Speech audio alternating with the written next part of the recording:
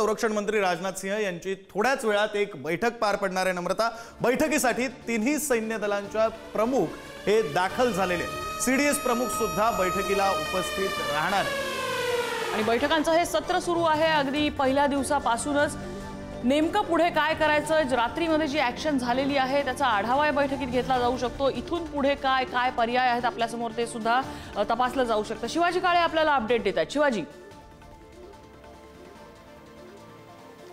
अगदी आता सध्या संरक्षण मंत्री राजनाथ सिंह हे तिन्ही दलाशी आणि सीडीएसची बैठक घेतील।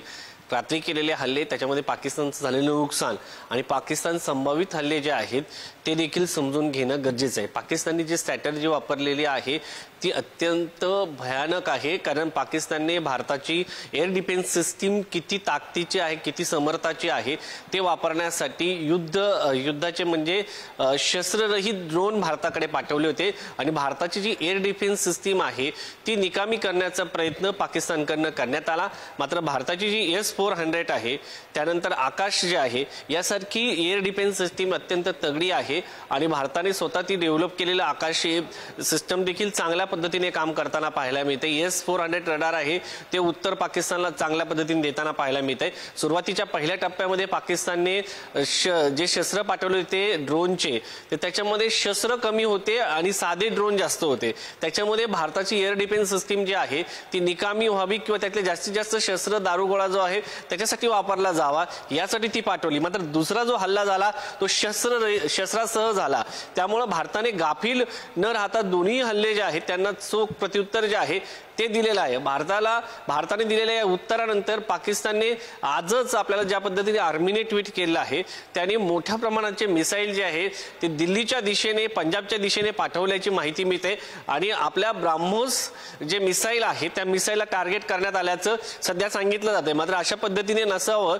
कारण ब्राह्मोस मिसाईल आपले कुठे ठेवलेले आहेत ते पाकिस्तानला कसं कळालं, जर कळालं असेल तर ही चिंतेची बाब आहे। त्यामुळे आतापर्यंत जी माहिती सांगितली जात आहे, पुढारी न्यूज हे जबाबदार चॅनल आहे, त्यामुळे या बाबतीमध्ये अधिक स्पष्टता जी आहे ती अद्यापर्यंत आलेली नाही। त्यामुळे ब्राह्मोसवरती हल्ला झाला असं म्हणणं चुकीचं आहे। एकंदरीत त्याच्या सगळ्या पार्श्वभूमीवरती आता ही बैठक होत आहे। या बैठकीनंतर साधारण 10:30 वाजता भारताच्या सुरक्षा दलाची जी पत्रकार परिषद असते, संयुक्त पत्रकार परिषद, परराष्ट्र मंत्री आणि मंत्रालय आणि आपले तिन्ही दलाची जी सुरक्षा व्यवस्था आहे त्यांच्या वतीने ही संयुक्त पत्रकार परिषद होते।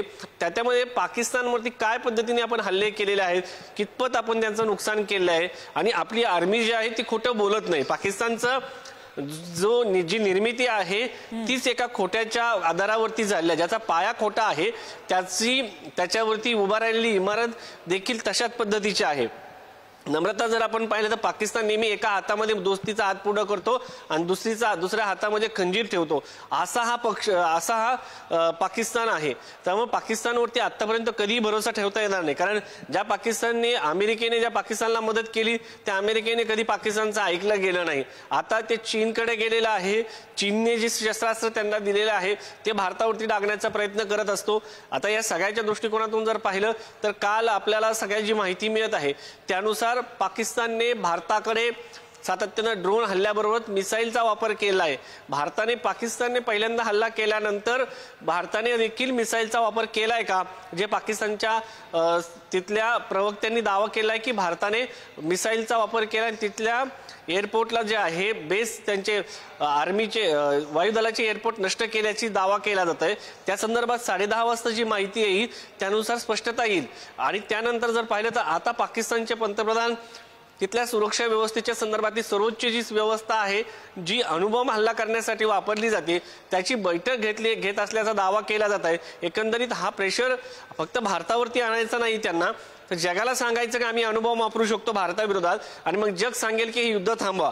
याच्यासाठी ही स्ट्रॅटेजी आहे का पाकिस्तानची, हा देखील एक भाग यामध्ये पाहणं, समजून घेणं महत्त्वाचं आहे। त्यामुळं पाकिस्तान जे आहे सातत्यानं ज्या पद्धतीने त्यांची युद्धनीती जी आहे ती बदलत आहे, त्यानंतर भारतावरती अटॅक करण्यासाठी प्रयत्न करत आहे। मात्र भारताने हे सगळे जे त्याचे शस्त्र ते जे आहे अण्वस्त्र वापरण्यासंदर्भात जर पाकिस्तानमध्ये बैठका वगैरे होत असतील तर हे नक्कीच गंभीर आहे। अर्थात ही चर्चा आहे, हे अजूनही कानावरती आलेलं आहे, फक्त याला कुणीही पुष्टी दिलेली नाहीये। पण असं जर पाकिस्तानमध्ये होत असेल तर ते गंभीर आहे। आपल्यासोबत lieutenant colonel Satish Dhage sir आहेत। ढगे सर, पाकिस्तानमध्ये जर अशी अण्वस्त्रांची चाचपणी करण्यासंदर्भात बैठक होत असेल, कितपत त्यामध्ये तथ्य मानायचं आणि खरंच पाकिस्तान इतके कॅज्युअली अण्वस्त्र वापरेल का?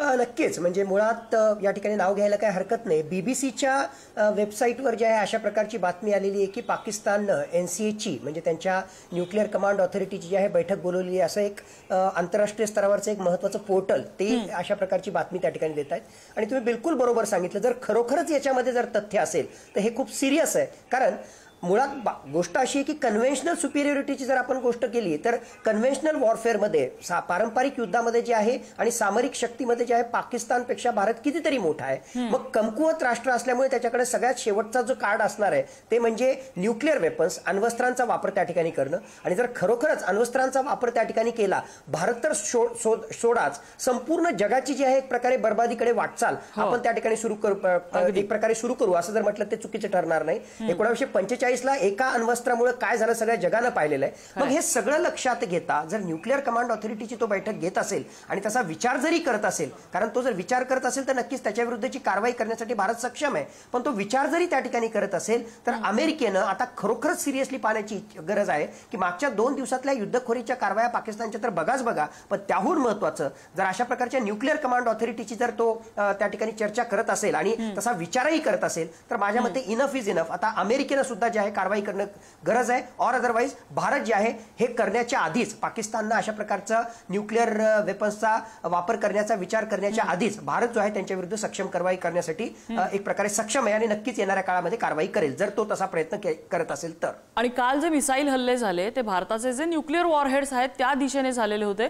खरंच या वॉरहेड्सची डिप्लॉयमेंट ही इतकी उघडपणे असते की ही कदाचित अफवाच असू शकते, किंवा जर खरोखरच पाकिस्तानला कळलं असेल तर ही गंभीर बाब आहे?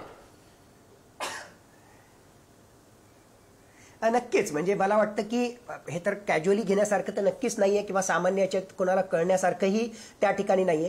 ही जास्तीत जास्त म्हणजे फेक न्यूज किंवा अफवा असण्याची शक्यता त्या ठिकाणी जास्त आहे, कारण ब्रह्मोस मिसाईल जे खऱ्या अर्थानं भारताचं अत्यंत महत्त्वाचं अशा प्रकारचं स्ट्रॅटेजिक मिसाईल आहे। इव्हन आर्म्ड फोर्सेसमध्ये सुद्धा जे आहे काही टॉपचे सोडले तर बाकीचं जे आहे किंवा त्याच्याशी रिलेटेड जे आहेत त्यांच्याशिवाय जे आहे कोणाला माहीत नसतं की हे अशा प्रकारचे स्ट्रॅटेजिक वेपन्स कुठे त्या ठिकाणी आहेत। म्हणून अशा प्रकारचा दावा करणं की नदन कमांडच्या हेडक्वार्टर मध्ये म्हणजे उधमपूरच्या आसपास याचे जे आहे कुठेतरी स्टोरेज केलं होतं किंवा हरियाणामध्ये त्याचं स्टोरेज केलं होतं, अशा प्रकारचा दावा करणं आणि त्या अनुषंगानं हा हल्ला केला अशा प्रकारचं म्हणणं माझ्या मते म्हणजे हे कॅज्युअल स्टेटमेंटच मला जास्त वाटतं, अनलेस अँड अदरवाईज त्याला जे आहे सबस्टॅन्शियली कोणी ऑथेंटिकेट करेल आर्म फोर्सेसच्या साईडनं। तर त्याच्यामुळे ही शक्यता मला कमीच वाटते की ब्रह्मोस मिसाईलच्या स्टोरेज साईटवर जे आहे त्यांनी अशा प्रकारचा हल्ला केला असेल। नाही, आणि भारताच्या दृष्टीने हे आता खूप महत्त्वाचं यामध्ये लक्ष देण्याची गरज आहे, कारण पाकिस्तानमध्ये जर अशा प्रकारची चर्चा असेल तर भारताला सुद्धा तितक्याच ताकदीनं आता उभं राहणं गरजेचं आहे। भारतामध्ये न्यूक्लिअर वॉरहेड्स हे फक्त आता या क्षणाला तुमचा एक्सपिरियन्स आणि तुमचा अंदाज काय सांगतो? ते डिप्लॉईड असतील, वॉर रेडी असू शकतात ते?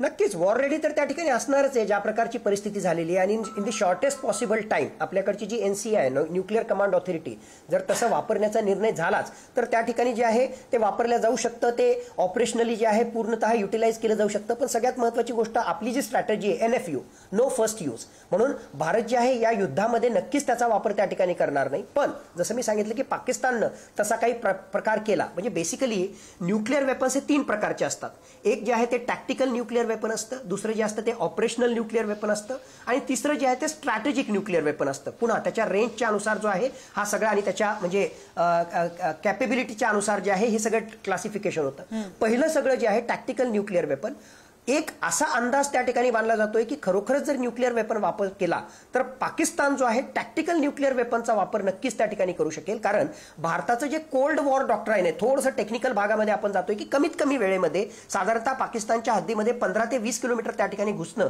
आणि त्यावर कब्जा करणं, आणि कमीत कमी वेळेमध्ये केल्यामुळे जे आहे पाकिस्तानला ती संधीच मिळणार नाही की याला रिटॅलिएट करण्याची। मग अशी परिस्थिती निर्माण झाली आणि भारताची ही सुपिरियॉरिटी जर न्यूट्रलाइज करायची असेल तर त्याच्याकडे टॅक्टिकल न्यूक्लिअर वेपन आहे, साधारणतः 5 5 किलो टन अशी म्हणजे स्फोटाची क्षमता असणारे असे टॅक्टिकल न्यूक्लिअर वेपन वापरले तर नक्कीच भारताला याच्यापासून, या कोल्ड स्टार्ट डॉक्ट्राईन पासून तो त्या ठिकाणी रोखू शकतो. पण लक्षात घ्या, फक्त एक उदाहरण देतो. साधारणतः 15 किलो टनचं असणारा अशा प्रकारचा तो हिरोशिमा बॉम्ब ब्लास्ट होता, ज्यामध्ये लाखो निष्पाप लोकांचा बळी गेला. 1945 ती घटना आणि 2025 मध्ये सुद्धा जे आहेत ते आपण भोगतोय. जर अशा 5 किलो टनच्या खरोखरच टॅक्टिकल न्यूक्लिअर वेपनचा पाकिस्ताननं वापर केला तर याचा किती मोठा विध्वंस होऊ शकतो, त्याच्यामुळे होईल याची कल्पनाच फक्त केलेली बरी. आणि